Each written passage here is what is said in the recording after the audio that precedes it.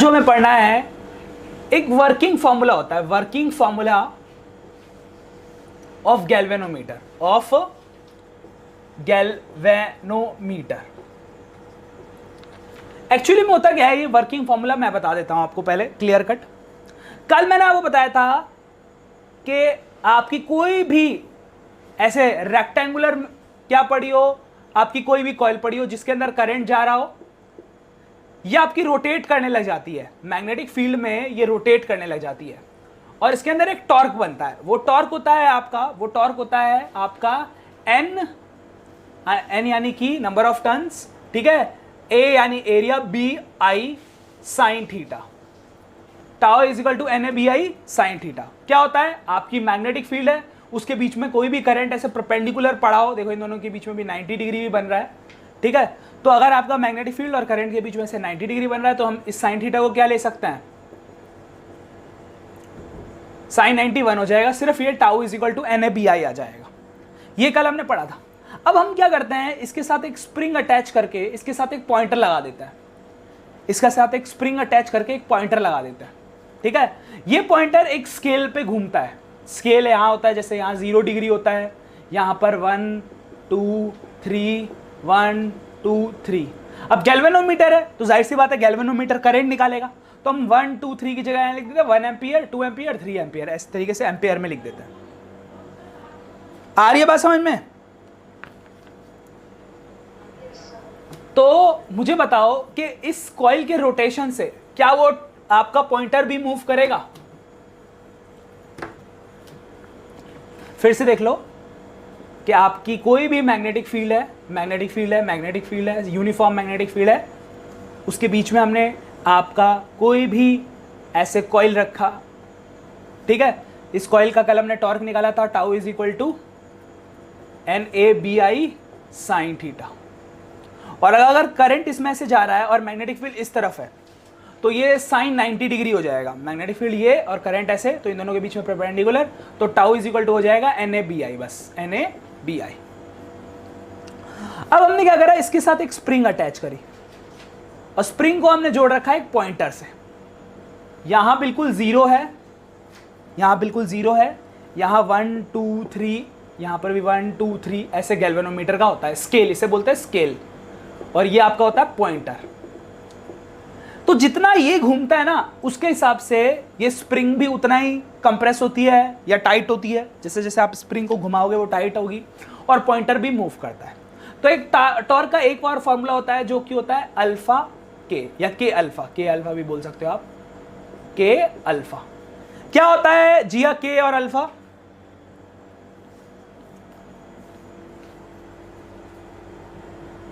जिया आवाज आ रही है? क्या होता है के और अल्फा?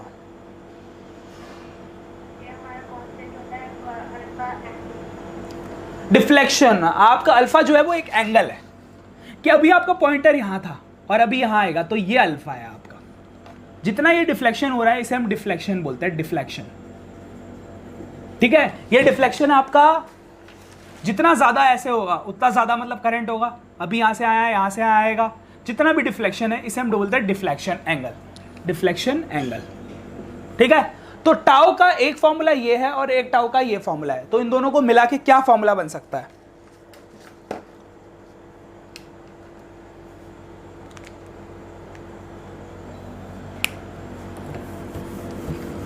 अनाविता,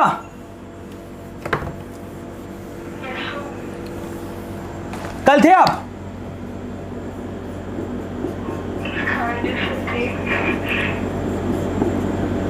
इन दोनों को मिला दो जरा, क्या बनेगा फॉर्मूला?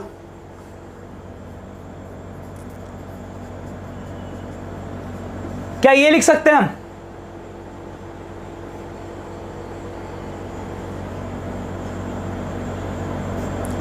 और क्या ये बन सकता है?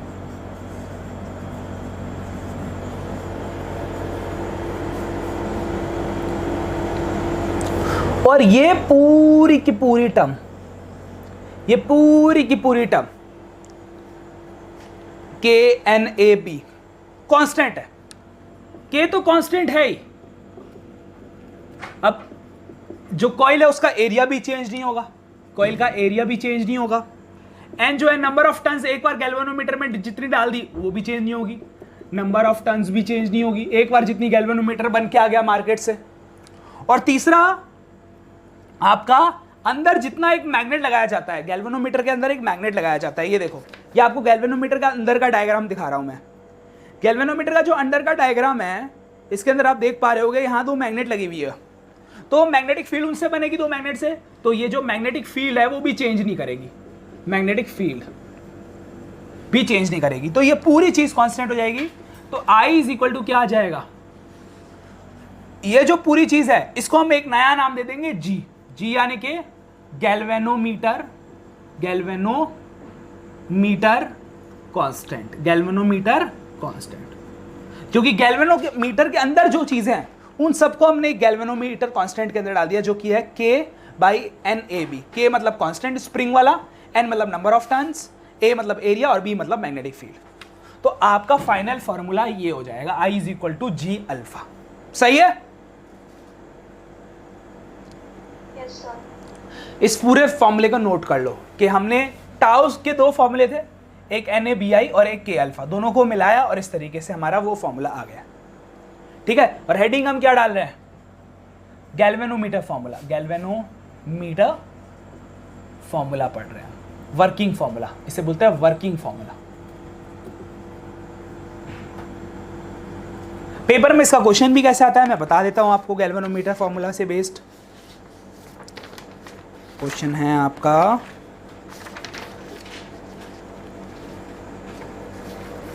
Discuss the help of the neat diagram, discuss with the help of a neat diagram construction theory of the moving coil galvanometer and principle and working, principle and working, principle and working, और सारी चीजें मैंने यहां लिखी हुई है।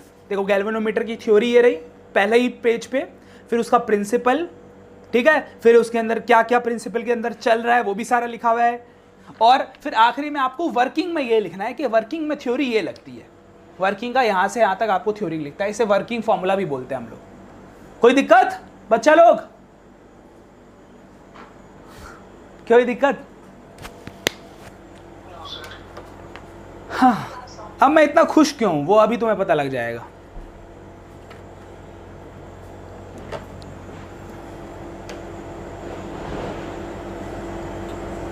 क्योंकि आपके सामने 2 टॉपिक आने वाले हैं जबरदस्त। अब मैंने स्टार्टिंग में एक दिन बताया था कि गैल्वेनोमीटर जो होता है ना वो ज्यादातर एसी करंट फाइंड करने में काम आता है या इंस्टेंटेनियस करंट फाइंड करने में आता है। निहारी का इंस्टेंटेनियस करंट क्या होता है? इंस्टेंटेनियस करंट क्या होता है? कोई और अगर बताना चाहे इंस्टेंटेनियस करंट की मतलब क्या होता है? एकदम से करंट आया, एकदम से करंट आया और जीरो, एकदम से करंट आया और जीरो, तो क्या गैल्वेनोमीटर ऐसे डिफ्लेक्ट हो जाएगा? अगर तुम स्कूल में अपने गैल्वेनोमीटर अभी देखते हैं ना तो तुम्हें पता लगता कि जैसे ही गैल्वेनोमीटर में इंस्टेंटेनियस करंट आता है गैल्वेनोमीटर यूं डिफ्लेक्ट करके आ जाता है, यूं डिफ्लेक्ट करके। देखो कितना कम टाइम में वापस डिफ्लेक्ट करके आ गया, देख रहे हो? ये तो मैं फिर भी मेरा हाथ स्लो हो रहा है, पर गैल्वेनोमीटर इससे फास्ट होता है। तो गैल्वेनोमीटर है ना बहुत सेंसिटिव होता है कि हल्का सा भी इंस्टेंटेनियस करंट आ गया ना वो ऐसे शो कर देता है बहुत जल्दी।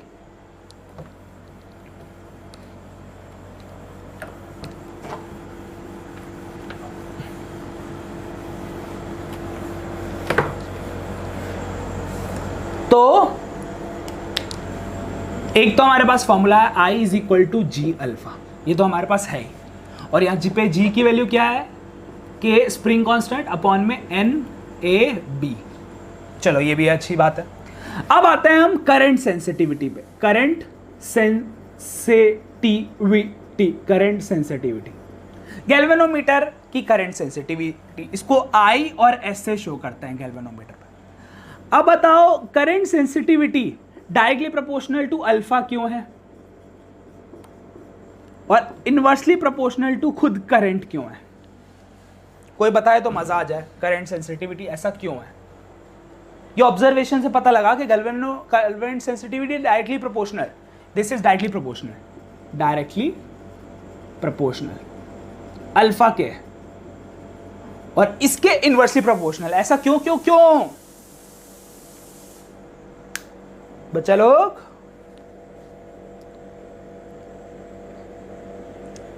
सेंसिटिविटी का मतलब क्या होता है? सेंसिटिविटी का मतलब होता है कि आपका एक गैल्वेनोमीटर कितनी जल्दी शो रीडिंग कर दे, कितनी जल्दी रीडिंग शो कर दे, एकदम कम से कम करंट में, कम से कम करंट में ज्यादा से ज्यादा रीडिंग। क्या यही सेंसिटिविटी होती है? क्या सेंसिटिविटी यही है कि कम से कम करंट में ज्यादा से ज्यादा वो शो करे? जैसे कोई मान लो इमोशनली बहुत सेंसिटिव है, तो छोटी सी बात पे क्या ज्यादा रिएक्ट करेगा या कम? पक्का? तो क्या galvanometer inversely proportional to current इसीलिए कि हल्का सा करंट आए और ये ज्यादा शो करे? ज्योतिका का यस सर आया है। अच्छा ज्योतिका क्या कहते हो, आपको क्यों लगता है ऐसा? यस सर क्यों बोला आपने?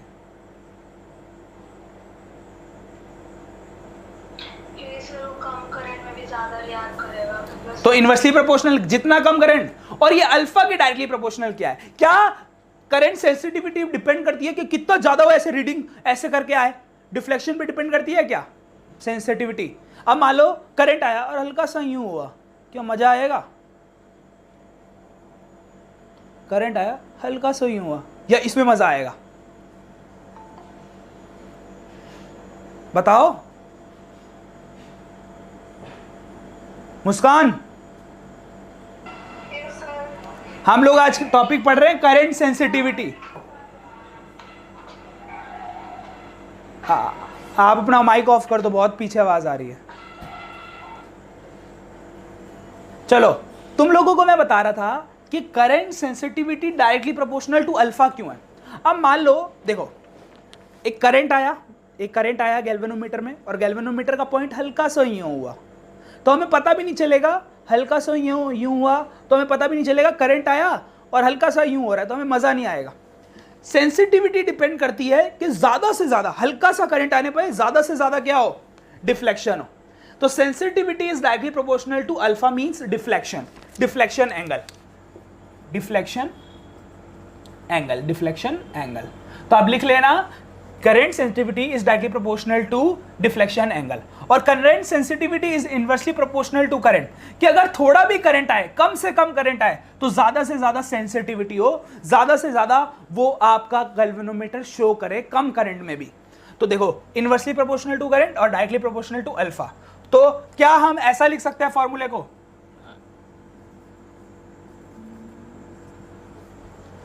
क्या फॉर्मूला ये बन सकता है अगर कांस्टेंट ना आए तो कोई? यस। तो याद रखना कि करंट सेंसिटिविटी का फॉर्मूला होता है alpha by i, alpha by i. क्या कांस्टेंट इसमें आएगा उसकी वैल्यू 1 होगी, तो इसलिए इन्होंने डायरेक्टली अल्फा बाय आई लिख दिया। आपको डायरेक्टली लिखना है, ये तो मैंने फिर भी आपको थोड़ा समझाया, ये तो डायरेक्ट फॉर्मूला लिखा होगा एनसीईआरटी में। आई एस यानी कि current sensitivity is equal to alpha यानी कि deflection angle, alpha is for deflection angle, and inversely proportional to current, मतलब करंट जितना कम करंट आए और उतना ज्यादा सेंसिटिव हो, उतना ज्यादा गैल्वेनोमीटर अच्छा होता है। तो फॉर्मूला समझ में आ गया करंट सेंसिटिविटी का? ठीक है। और अगर हमारे पास वैसे ये एक फॉर्मूला, 2 फॉर्मूला और है। अगर आई की वैल्यू मैं जी अल्फा डालूं यहां पर, अगर आई की वैल्यू मैं यहां पर जी अल्फा डाल दूं, तो बताओ क्या आएगा final answer? 1 by G. Very nice, very nice. और जी जो होता है, जी यानी गैल्वेनोमीटर कांस्टेंट, वो होता है के स्प्रिंग कांस्टेंट, एन मतलब नंबर ऑफ टर्न्स, एरिया, और बी मैग्नेटिक फील्ड। तो देखो हमारा आंसर कितने सारे आ सकते हैं। पहले इतना नोट कर लिया तुम लोगों ने? ठीक है। Current sensitivity is directly proportional to alpha, current sensitivity is inversely proportional to current. Muskan आपने नोट कर लिया?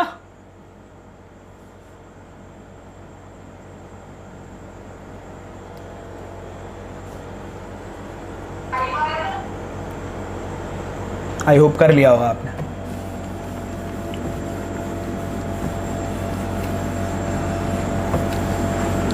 तो करंट सेंसिटिविटी के डिपेंड करता है, करंट सेंसिटिविटी के बहुत फॉर्मूले हैं। एक तो था अल्फा बाई आई, एक होता है अल्फा बाय, हमने यहाँ डाल दिया जी अल्फा, तो अल्फा से अल्फा कट गया, 1/g आ गया। अब g की वैल्यू डाली k/nb है, g की वैल्यू डाली k/nb है, तो k नीचे रह गया, नीचे k और NAB ऊपर चला गया।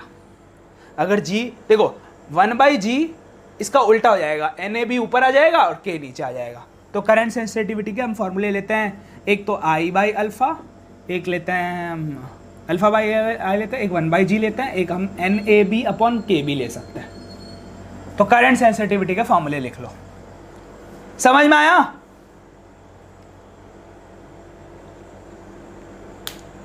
और इन दोनों से ज्यादा आया है फॉर्मूले, क्योंकि हमने जी अल्फा डाला था, आई की वैल्यू जिससे अल्फा से अल्फा कट गया और 1/g भी आया आंसर। डिपेंडिंग ऑन क्या दे रखा है आपको, अगर आपको अल्फा और आई दे रखा है तो ये लगा लो फॉर्मूला, आपको जी की डायरेक्ट वैल्यू दे रखी है गैल्वेनोमीटर कांस्टेंट की तो ये लगा लो, और NAB दे और K दे रखा है तो ये लगा लो। समझ गए?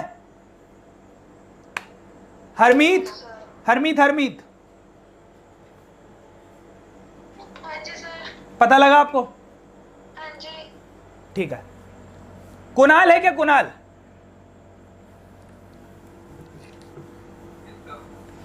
कुणाल अगर हमें वोल्टेज सेंसिटिविटी, अगर हम दूसरा टॉपिक पढ़ते हैं, मान low voltage sensitivity, voltage VS यानी कि वोल्टेज सेंसिटिविटी, तो क्या ये फॉर्मूला बन सकता है वोल्टेज सेंसिटिविटी का?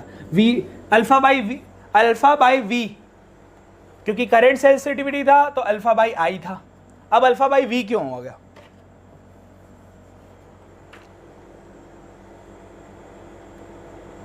हाँ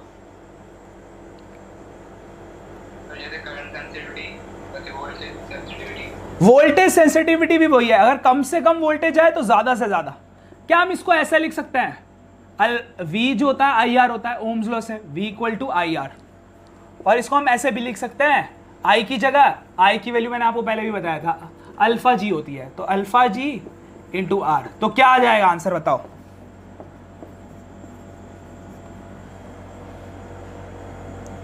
वोल्टेज सेंसिटिविटी होती है I अपॉन 1/GR, 1/GR, और G की वैल्यू होती है K/NAB।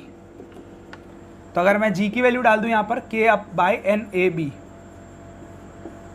और R का तो R वही है, तो ये हो जाएगा NAB upon KR, NAB upon KR। समझ में आया?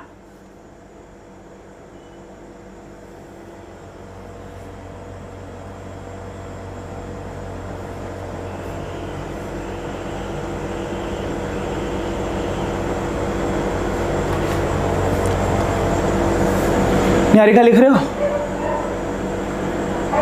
Very nice. आगे बढ़े। 2 सेकंड्स हो गए।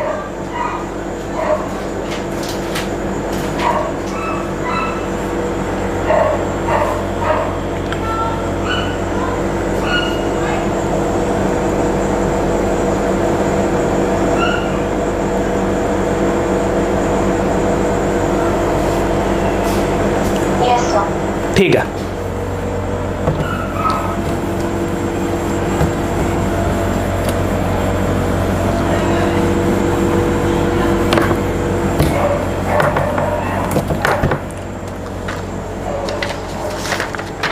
अब एनसीईआरटी क्वेश्चन करने का टाइम आ गया।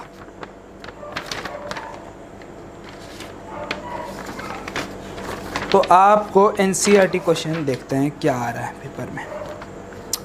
एनसीईआरटी क्वेश्चन आ रहा है पेज नंबर 169 में क्वेश्चन है, 169 है पेज नंबर, और एक्सरसाइज का वो 4.10 क्वेश्चन है, 4.10 क्वेश्चन।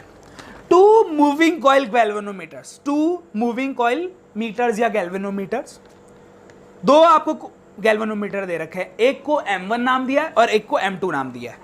तो आपको 2 मूविंग कॉइल गैल्वेनोमीटर दे रखे हैं M1 और M2 के नाम से, 2 आपको गैल्वेनोमीटर दिए, अच्छी बात है।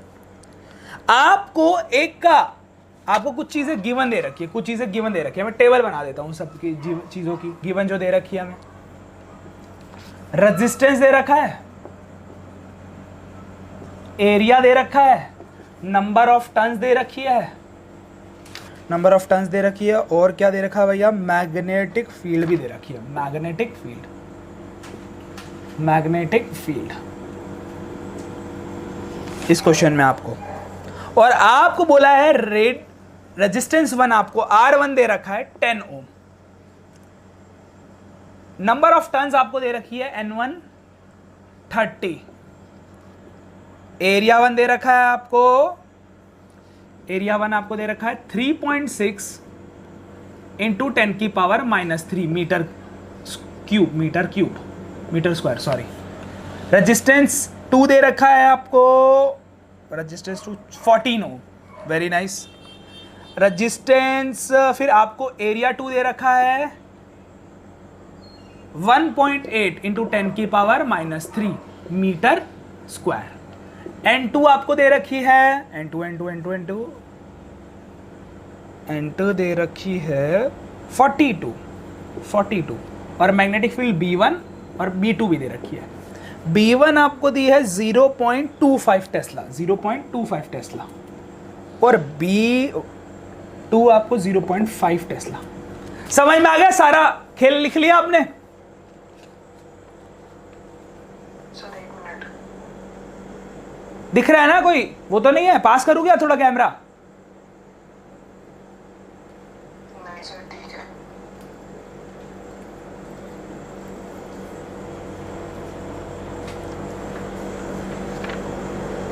है। इस क्वेश्चन में कुछ रेशियोज निकालने हैं हमें।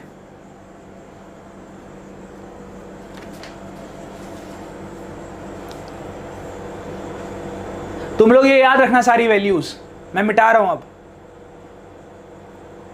2 सेकंड सर। 2 सेकंड, 1 और 2 हो गए।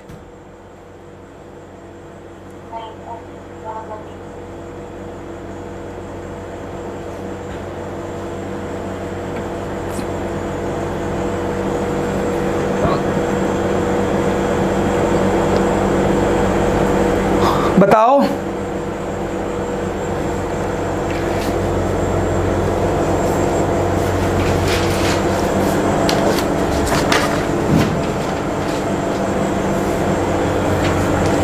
इसने लिख लिया?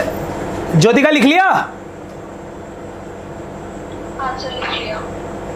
क्रिश? हाँ सर लिख लिया। ठीक है। अब बोला है हमें निकालनी है करंट सेंसिटिविटी 2 अपॉन में करंट सेंसिटिविटी 1 निकालनी है। करंट सेंसिटिविटी 2 अपॉन में करंट सेंसिटिविटी 1। फॉर्मूला बताओ क्या था?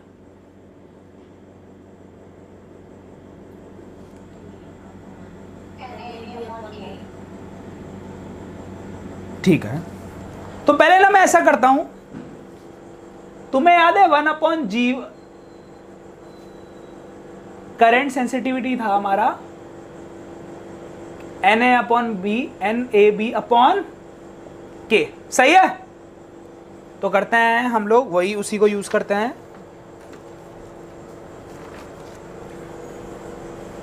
मुस्कान ध्यान से देखते रहना। N1 A1 B1 upon K1 upon में N2 A2 B2 upon K2। अच्छा 2 ऊपर 2 आएगा, बिल्कुल सही है निहारिका, बिल्कुल सही बोल रही है, ऊपर 2 आएगा क्योंकि यहाँ करंट सेंसिटिविटी 2 निकालनी है, अपॉन 1 करना है। यहाँ 1, यहाँ 1, यहाँ 1 और यहाँ 1, ठीक है? तो इसको कम करते हैं। नंबर ऑफ टर्न्स कितने थे? 1 के 30 थे। निहारिका बताना सारी वैल्यूज। 30 फिर एरिया, अच्छा 42 ऊपर 42, एरिया -3 इंटू 0.5 अपॉन में के कितना? के नहीं दे रखा? अच्छा जी, बोला है the spring constant are identical. Spring constant same है तो इसे के ही ले लेता है। स्प्रिंग कांस्टेंट के दे रखा है, मैं भूल गया बताना तुम्हें। The spring constants are identical, देखो उसमें लिखा हुआ है बुक में। फिर यहां दे रखा है आपको N2 कितना है? 30 3.6 इंटू 10 की पावर माइनस 3 इंटू 0.25 अपॉन में के से के कटा, और क्या कटेगा 10 की पावर माइनस 3 से 10 की पावर माइनस 3 कटा। और मैं आपको बताता हूं ये 2 से कट गया, किसी को पता है 18 दुके 36 होता है। चलो, और 0.25 का डबल कर देते हैं ना तो 5 आ जाता है, तो ये भी 2 से कट गया, फिर ये से ये 2 कट गया, बहुत चीजें कट गई यार, बहुत चीजें। बचा क्या बताओ? 42 अपॉन क्या बच रहा है?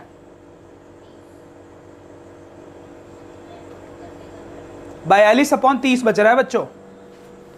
सब कटने के बाद 42 अपॉन 30, 42 अपॉन 30 का क्या बन सकता है बताओ?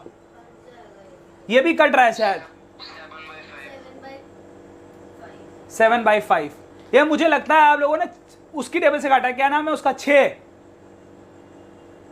है ना? चलो वेरी गुड यार, 7/5 आ रहा है इसका रेशियो, ठीक है। और पता है इन लोगों ने बोला है 4.2, क्या 4.1 सॉरी 1.4 आंसर दे रखा है पीछे, क्या 1.4 भी हो सकता है? ये डिवाइड करोगे तो पूरा 1.4 पे चला जाएगा, पर मैं 7/5 में ही रखता हूं, ठीक है।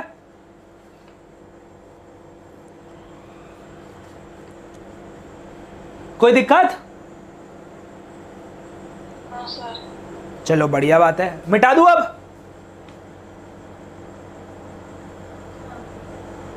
Yes sir. चलो,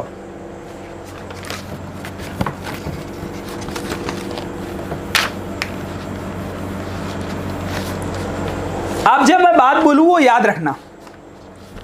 मैंने एक फॉर्मूला तुम्हें वोल्टेज सेंसिटिविटी का बताया था, चुप रहो, चलो वही लगा लेते हैं, NAB अपॉन KR। क्या इसमें से ये वोल्टेज सेंसिटिविटी होती है NAB upon K?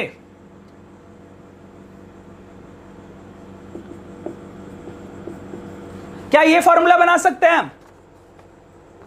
Voltage sensitivity, उसमें से ये इतना पार्ट करंट सेंसिटिविटी होता है, NAB upon K current sensitivity, तो करंट सेंसिटिविटी अपॉन R लिख सकते हैं। ये दिमाग का फॉर्मूला, ब्रेन फॉर्मूला, ब्रेन से निकाला गया फॉर्मूला, ब्रेन फॉर्मूला आ रहा है। तो हम voltage sensitivity equal to current sensitivity upon resistance लिख सकते हैं। वेरी गुड, लिख लिया तुमने? Yes sir. यहां लिख देना बिकॉज NAB अपॉन K होता है ये, इसलिए हमने इस पूरे की जगह IS लिख दिया, करंट सेंसिटिविटी। मुस्कान एक बार बताना आ रहा है कि नहीं? Yes sir. अच्छा जी आ रहा है, ऐसा क्या? अब हमें दूसरे पार्ट में इसके ये निकालना है, voltage sensitivity of M2 upon में वोल्टेज सेंसिटिविटी ऑफ M1। क्या हम इसको ऐसे लिख सकते हैं, ISM1 अपॉन में R1 सॉरी ISM2 अपॉन में R2 अपॉन में ISM1 अपॉन में R1। क्या ये सही है? Yes sir. क्या इसको ऐसे लिख सकते हैं, ISM2 अपॉन में ISM1, ये ऊपर जाएगा इंटू R1 अपॉन R2, ये ऊपर जाएगा, नहीं पता क्या तुम लोग को? ये ऊपर चला जाता है, ये यहां नीचे आएगा, तो ये आएगा फॉर्मूला। इस पूरे की वैल्यू कितनी निकाल रखी है हमने? हाँ 7/5 इंटू इसकी वैल्यू आ रही है 7/5, इसकी वैल्यू दे रखी है ना 10 और इसकी वैल्यू दे रखी है 14। अब बताओ क्या हो रहा है? गलत डाला है, इसकी वैल्यू 7/5 डाल दी और R2 R1 हमें 10 दे रखा है, R2 हमें 14 दे रखा है। ये इससे कटेगा दुक्के से, ये इससे कटेगा दुक्के से, 1:1 आ रहा है। और निहारिका NCERT में भी आंसर आपका 1 ही दे रखा है। क्लियर है?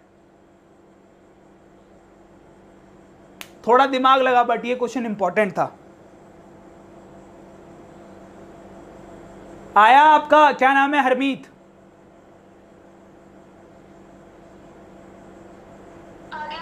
पक्का समझ में आ रहा है?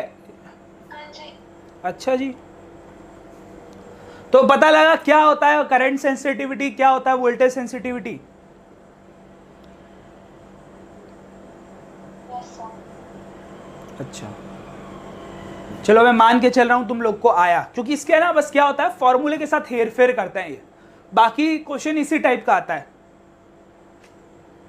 और जानबूझ के ऐसे टर्म्स दी जाती है पेपर में जिससे आपकी चीजें कटे और आंसर इजी हो जाए।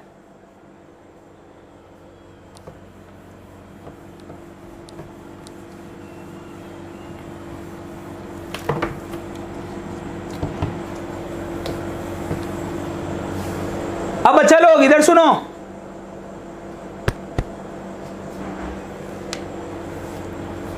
क्वेश्चन है हाउ वी कन्वर्ट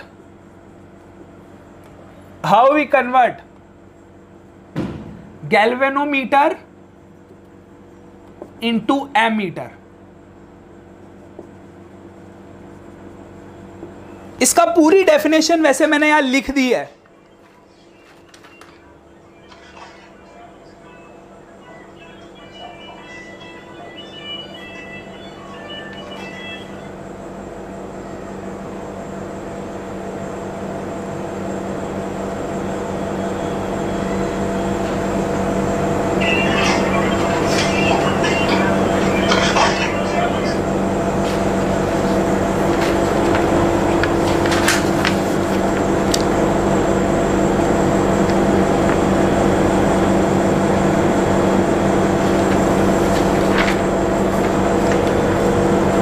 बच्चे लोग आवाज आ रही है क्या मेरी?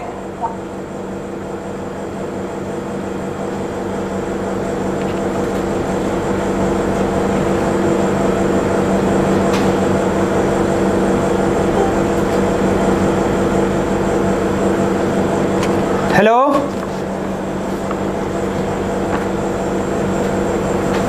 आवाज ही नहीं कर रहा कोई।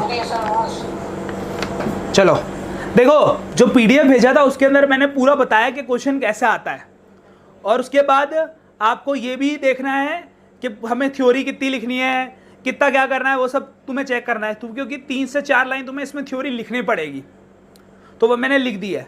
बाकी करते कैसे वो बता रहा हूं मैं आपको। How we convert galvanometer into ammeter, तो उसके लिए तुम्हें यूज करना पड़ता है by using shunt resistance, by using shunt resistance.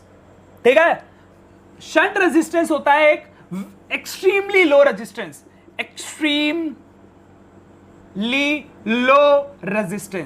Shunt resistance is all about extremely low resistance. Cool?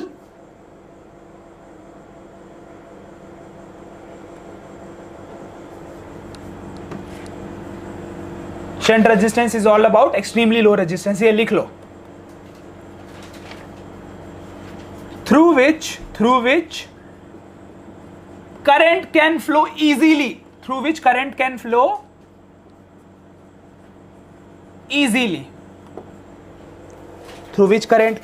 Easily, तो shunt resistance is low resistance through which current can flow easily. सही है?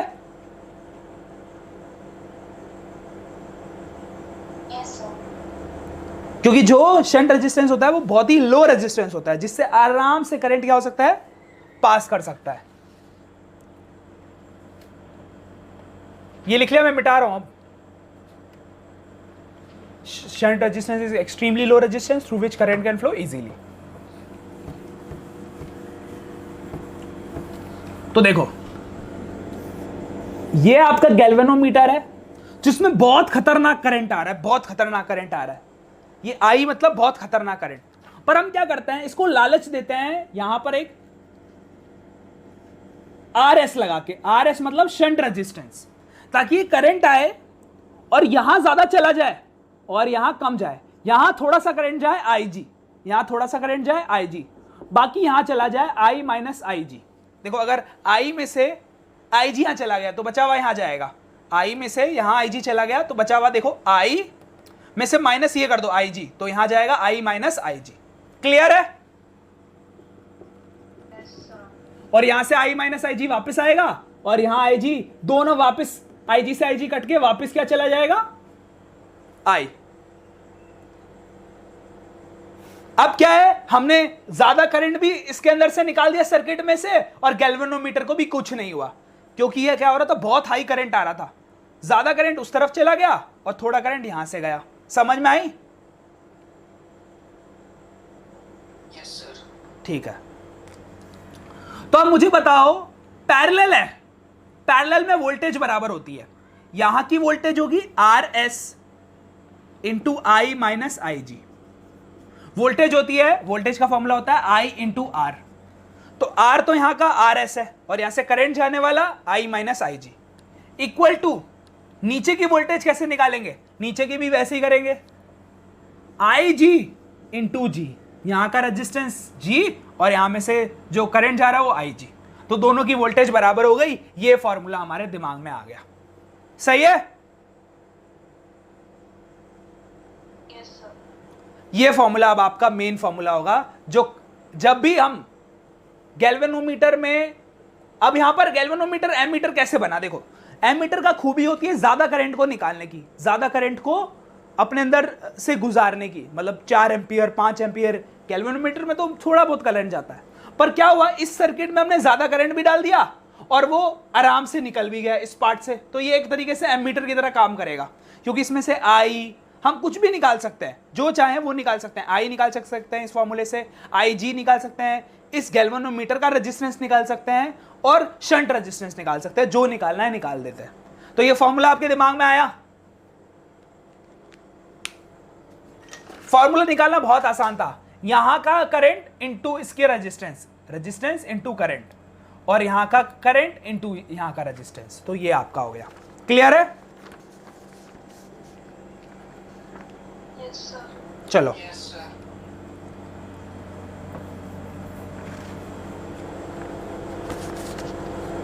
अब मिटाऊं, अब मेरे को ये फॉर्मूला लिख लिया ना तुमने? Yes sir. हाँ, अब मैं आपको चलो एक चीज बताता हूं, इसका पेपर में क्वेश्चन कैसे आ रखा है। एडिशनल क्वेश्चन में इसका क्वेश्चन नंबर लेते हैं हम, कौन सा वाला, थर्ड लेते हैं।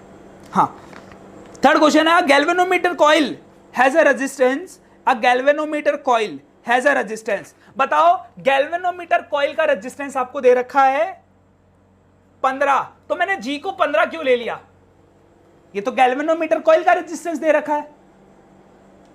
क्या जो कॉइल होती है वो गैल्वेनोमीटर के अंदर ही होती है?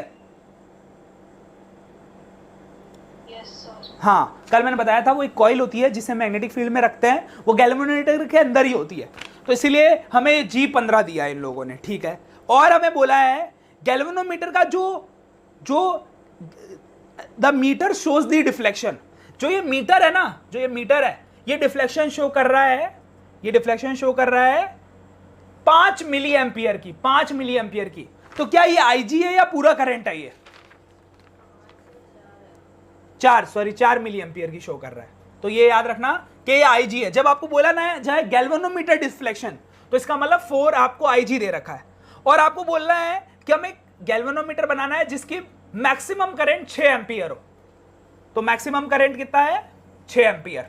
तो हमें ये भी दिया है, ये भी दिया है, ये दिया है, ये दिया है, हमें निकालना क्या है, क्वेश्चन में पूछा है how will you convert the meter, how will you convert the meter. तो how will you convert the meter का मतलब क्या होता है, we will attach a shunt resistance in parallel, we will attach a shunt resistance in parallel.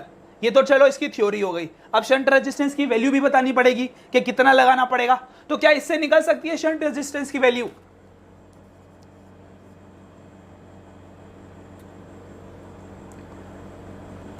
छः minus ये है आपका 0.004, एक्चुअली में 4 मिली एम्पियर 0.004 हो जाएगा, 0.004 इंटू 15 ऐसे कन्वर्ट होगा। 6 माइनस 0.004 इक्वल टू 0.004 15। अब यहां से आर एस निकालना है, शंट रेजिस्टेंस।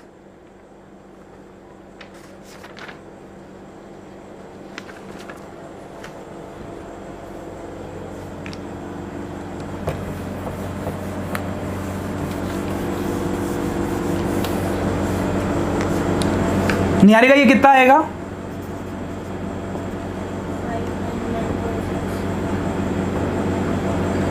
निहारिका कह रही है 5996। 5996 पक्का?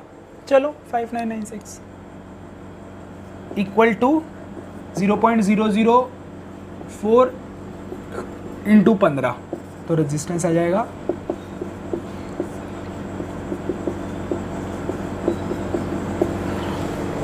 ठीक है। इसको हटाएंगे, इसको हटा देंगे, दोनों का कट जाएगा। जो 4 इंटू 15 अपॉन में 59996 कितना आएगा? ये बहुत कम आएगी यार वैल्यू, डिवाइड होके।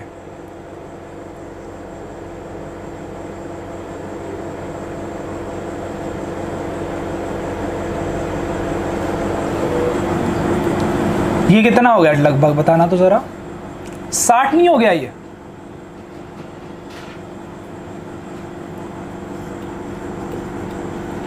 इसका आंसर आएगा मुझे लगता है जहां तक 0 पॉइंट, हाँ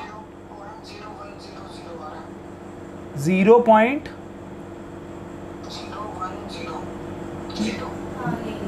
मुझे लगता है 0.001 आएगा।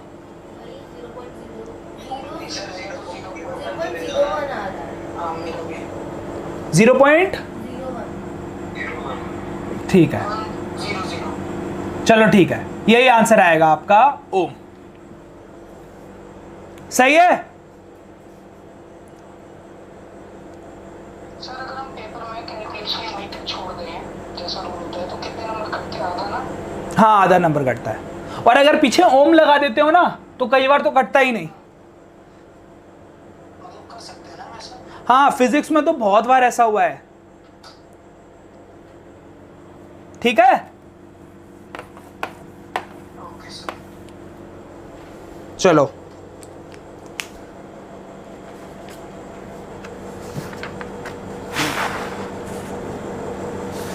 अब हमें लास्ट चीज पढ़नी है कि हम वोल्ट एमीटर को वोल्ट मीटर में कैसे कन्वर्ट करेंगे।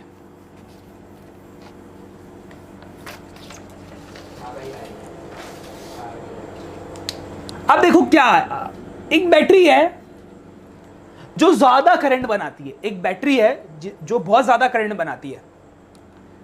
हमें इसकी वोल्टेज फाइंड करनी है। एक बैटरी है जिसकी हमें वोल्टेज V फाइंड करनी है, जो कि बहुत ज्यादा आपका करंट बनाती है। अब ऐसा क्या करें जिससे ये बहुत कम करंट बनाए? ऐसा क्या करें जिससे ये बहुत कम करंट बनाए? तो हमने पता क्या करा, गैल्वेनोमीटर के साथ में सीरीज में, गैल्वेनोमीटर के सीरीज में एक बहुत बड़ा रेजिस्टेंस निकाल दिया R। ये R जो है एक बहुत ही हाई रेजिस्टेंस है, हाई रेजिस्टेंस। और इससे क्योंकि गैल्वेनोमीटर में तो इतना रेजिस्टेंस होता नहीं है, तो हमने जो गैल्वेनोमीटर है, ये गैल्वेनोमीटर है, उसके साथ इतना ज्यादा हमने हाई रेजिस्टेंस लगा दिया ताकि यहां से करंट ही क्या निकले, करंट कम निकले। हम लोग कन्वर्ट कर रहे हैं गैल्वेनोमीटर को वोल्ट मीटर में। इसका पेपर में क्वेश्चन कैसे आएगा वो भी मैंने लिखा हुआ है यहाँ पर। आपकी पीडीएफ खोलोगे, पीडीएफ में आप डेरिवेशंस पे जाओगे तो आपको दिख जाएगा how is a moving coil galvanometer converted into voltmeter, explain giving the necessary circuit diagram and require mathematical relation used. ये पूरा आपका क्वेश्चन है।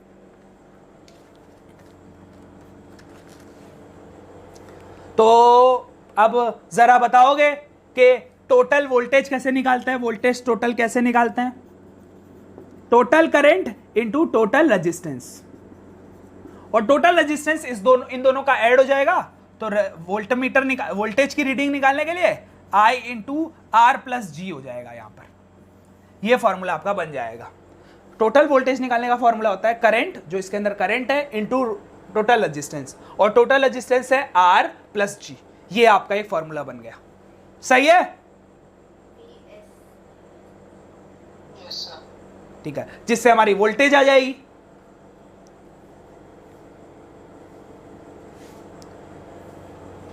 हाँ, क्या हम इसे ऐसे लिख सकते हैं? देखना तो जरा।